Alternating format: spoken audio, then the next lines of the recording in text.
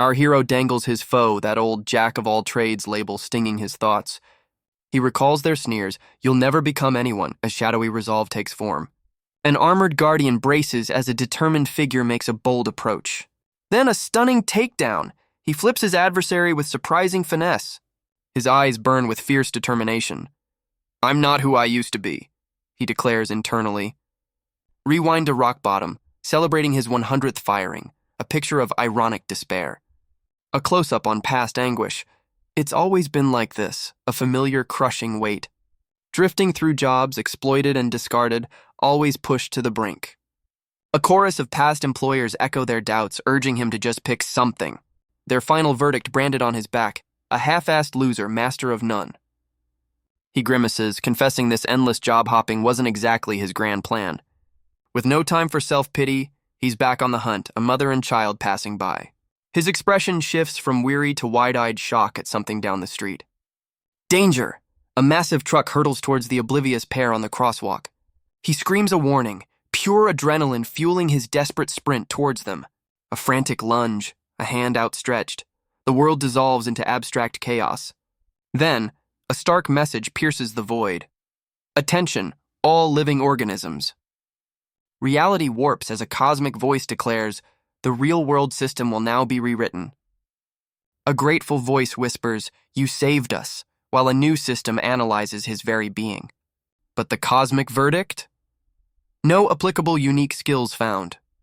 His wry thought, yeah, sounds about right. Lying there, he resigns himself to being a nobody, a man destined for nothing. His old mantra echoes in the darkness. I'll never become anyone.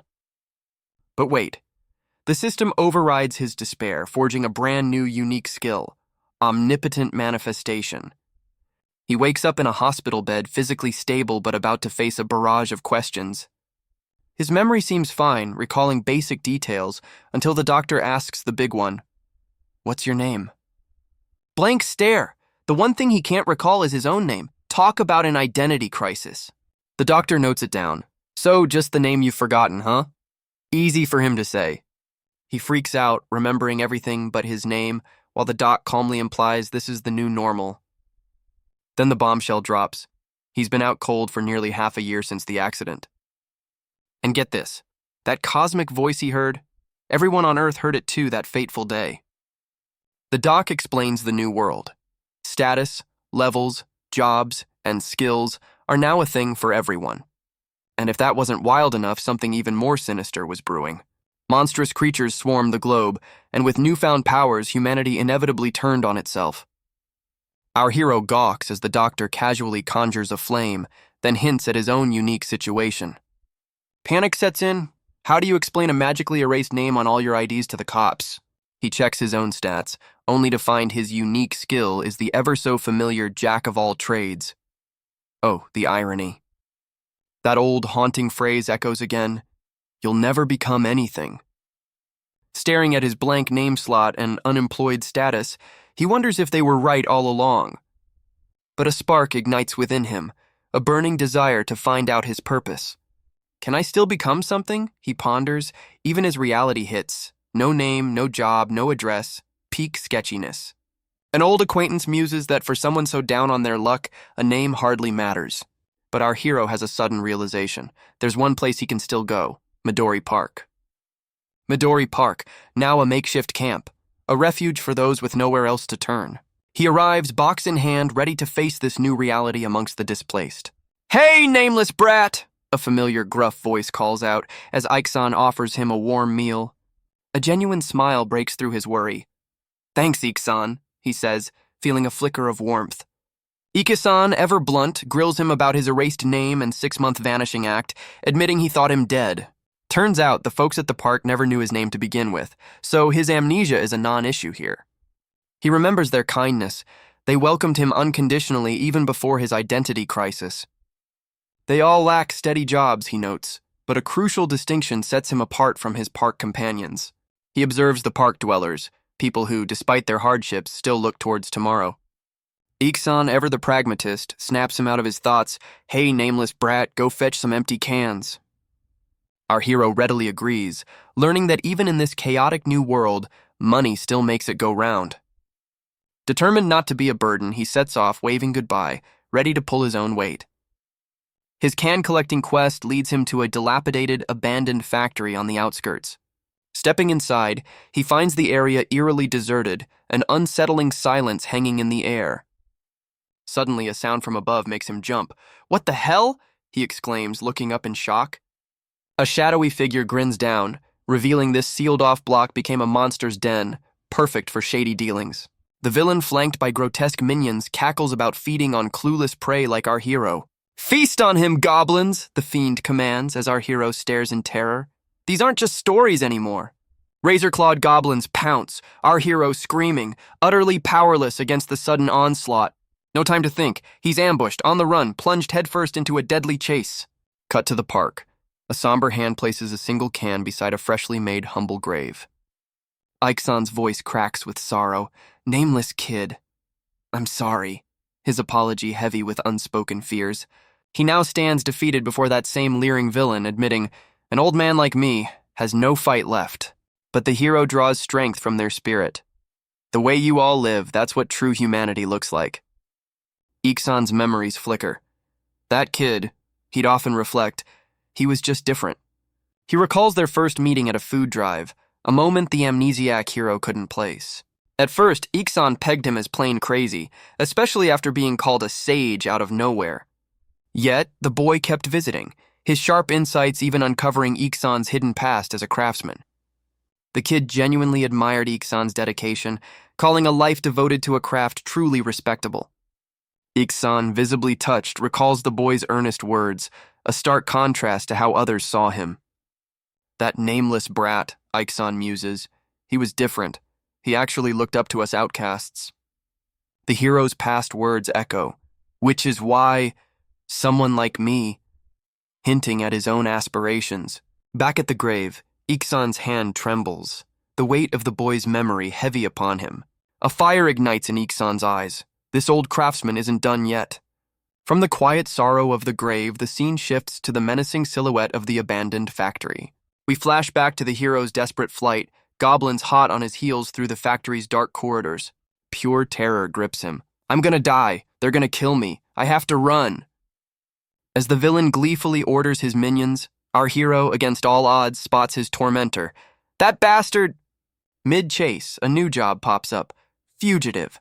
Talk about on the nose, complete with sprint and mapping skills. He's completely surrounded, goblins everywhere, and the dread hits. Is this really it for me? Panic rises. All this struggle just to become Monster Chow? Seriously? That old hateful phrase echoes once more. You'll never become anything, just a half-baked loser. "Get a grip!" he screams at himself, a desperate attempt to fight the despair. A voice inside roars, "Wanna live? Move. Wanna fight? Clench those fists." Eyes blazing, fists ready, he bellows, "Make your stand!" The goblins lunge, a blur of claws and teeth as he braces for impact. He dodges, can still in hand, and suddenly something inside him just clicks.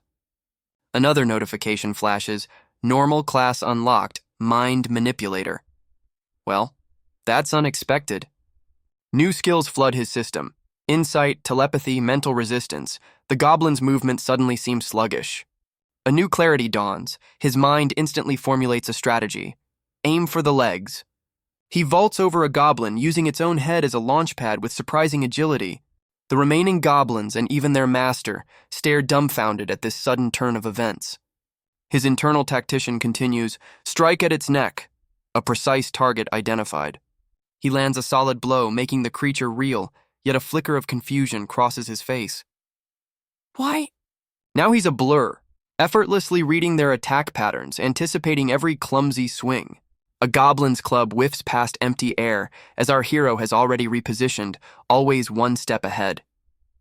His body moves with an instinct he doesn't recognize, flipping acrobatically over a bewildered beast. And with a satisfying thwack, that trusty can connects squarely with a goblin's startled face. One goblin gets a decisive punch, while another is swiftly neutralized. He coolly assesses 3 left, as the remaining monsters foolishly advance. A determined glint in his eye, he thinks. But I've changed too. "This used to be your hunting ground," he calls out, luring them down a tight corridor. He springs off the walls, declaring, "Now it's mine," as a goblin below meets his makeshift weapon. One creature is pinned, another swiftly dispatched with practiced ease. With a final powerful strike, he pants, "That's all of them!" The ringleader can only sputter in disbelief. "What?" At this unexpected outcome. System messages flood in. Goblin Horde annihilated, EXP acquired, level up 1/7 as he stands amidst the fallen. More good news. Bonus for targeted extermination. Skill proficiency increased. He stares, astonished. I actually won? I survived? He stares at the normal class screen, realizing his analytical fighting style might be the key. Another class unlocked. Appraiser, complete with eye for quality. His abilities are truly awakening. One goblin meets a swift, decisive end, the impact clear. The villain above is stunned as another minion cries out from a well-aimed strike. "What is that guy?" the ringleader gasps, utterly confounded by this sudden power-up. Even the remaining goblins are frozen in terror, one letting out a pathetic, "Gah!" Our hero, a whirlwind of motion, takes down another beast, the villain exclaiming, "He can move like that?" Like a phoenix, his spirit soars, leaving only destruction in his wake. Two more goblins lie neutralized, testament to his newfound prowess. Catching his breath, he thinks, status later, first the puppet master, eyeing the villain above. He smirks. "My newly acquired class, let's put it to use right away." Focusing intently, he activates Appraiser, a targeting reticle appearing in his eye. The skill, Eye for Quality LV, sends out a pulse towards the villain. A status screen pops up. Name, level 5, race, human, class, basic class, monster tamer. But most stats are frustratingly obscured. "So this is all I get at level 1, huh?" he mutters, a little underwhelmed as most info remains hidden. Still, he's learned enough. Only the level and job class are visible. Obviously, he's a guy, though. Judging from his earlier actions and job title, he analyzes, he uses monsters to fight. I doubt he's got much combat ability himself. He glances at his own stats, level 7, basic class, spellcaster. If it's one-on-one, and I'm the higher level, a determined glint in his eye, he tightens his grip on his weapon. "My odds of winning just shot up." The villain sneers. "You think just because you took down some goblins you can take me?" As our hero coolly confirms, "Yeah, I'm apparently the higher level." The villain, eyes wide, exclaims, "I got it, you're an appraiser, huh?" Our hero coolly confirms, "That's it," as the villain processes this new information. With a decisive humph, the villain begins to descend the stairs, a new plan forming. He confidently strides down, closing the gap between them, weapon still in our hero's hand. "What did you just say?" our hero asks, stunned as the villain extends a hand. "You! Team up with me!" The villain leans back, explaining, "Not sure if you realize it, but your skill's damn rare. I've only heard rumors until now." "It's amazing," the villain continues. "You can size up your opponent before the fight starts." With a smirk, the villain deduces, "You used it on me, didn't you? Then, once you realized I was weaker, you decided to fight. Am I wrong?" The villain hints, "And my class has some interesting traits," while our hero considers how Appraiser could speed up his leveling. "I don't trust humans much," the villain admits, "but in a world like this, we've got to work together." Our hero acknowledges the villain's point. "I see. You're not wrong." The villain, still perched on his crate, smirks, clearly expecting compliance. But our hero grips his weapon tighter, declaring, "That's your worldview, not mine, and I'm not part of it." With unwavering eyes, he delivers his final answer, "So I refuse." The villain's smug expression falters for a moment, processing the unexpected rejection. Then, a predatory grin spreads across the villain's face. Then die. Suddenly, 3 more goblins screech, leaping into view from behind the villain. "What the?" our hero exclaims, instantly surrounded by the fresh wave of monsters. The villain cackles, "You thought I was out of stock? Act like the bait you are and get eaten!" "Ooh-ah!" Our hero scrambles as a goblin lunges, the tables turning once more. Our hero realizes exhaustion is setting in. These predictable goblins are still a threat if the fight drags. With no time to waste, he lunges past the minions, declaring, "Then I'll go for the one pulling the strings." The tamer watches, momentarily surprised as a goblin screeches, intercepting the hero's charge. He grunts, forced to parry a vicious claw, the impact jarring him. The villain clicks his tongue, annoyed. "Those goblins had 10 people's worth of EXP and they still lost to him?" He's grown too strong, the tamer mutters, realizing he can't let the hero level up any further.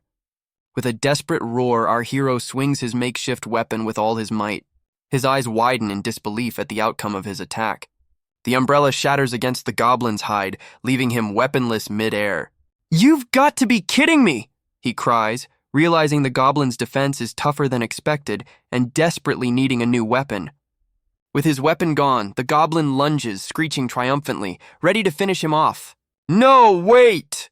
our hero cries, bracing for the inevitable as the word death looms large. Suddenly, the attacking goblin screeches in pain and collapses, a heavy pipe embedded in its form, much to our hero's shock. A gruff voice mutters, "That was close, real close," as a new, imposing figure is revealed. It's Iksan, wielding the makeshift pipe mace, arriving just in the nick of time to save our stunned hero.